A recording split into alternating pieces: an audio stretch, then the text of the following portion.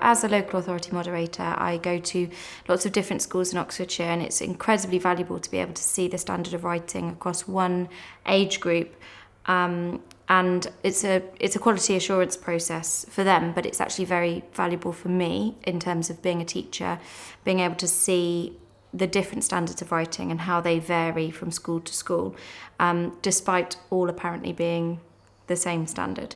When you go into a kind of traditional moderating environment, one moderator, so me or somebody else from the local authority, would see only a small sample of children's work. So in a cohort of 60, you might only see 8 or 9 children's work, whereas this tool allows you to see every single child's work. And you can go through lots and lots of pieces of writing and see the standard of writing that you're teaching against those in other schools, which is extremely valuable, and it gives a kind of more general baseline for writing across the county. With the software, you can give every teacher the opportunity to be able to do that. So you very easily have work from children in other schools, even other classes within your school. It's been really helpful to see how different teachers have assessed our children's work, but also the whole range of children who are participating in the programme.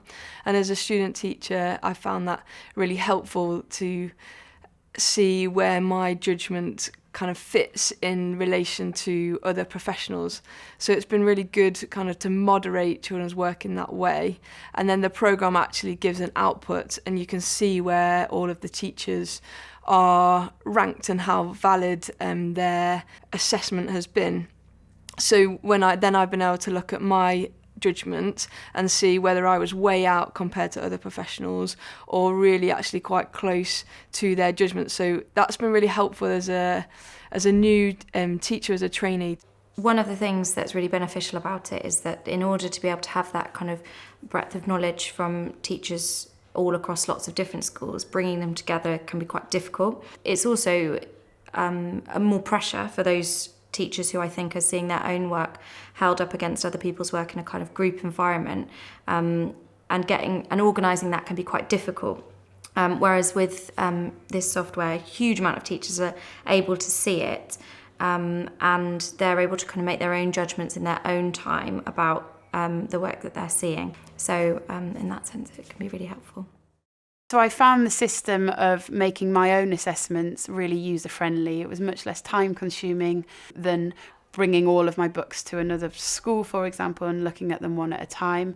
Because it took less time, I took more time in really making sure my assessments were what I truly felt were correct. I found it really helpful that I could go away and come back to it at another time, and it started from where I left off. And I found the whole process really easy to use. I think obviously the process of moderation is designed to quality assure against things like bias in the kind of traditional assessment setting. With this, there wouldn't be any need for that kind of quality assurance, because it's in itself, that's what it does. It quality assures the judgments you're making by putting them against the judgments of however many other teachers. So in that sense, it takes away the any conscious or unconscious kind of bias, because you technically don't know that it's your children's work up on the screen. It might be somebody else's. It might be another teacher in your school. It might be a teacher in a different school. And also, there isn't that need for kind of that moderation process, because that's essentially what it is in itself.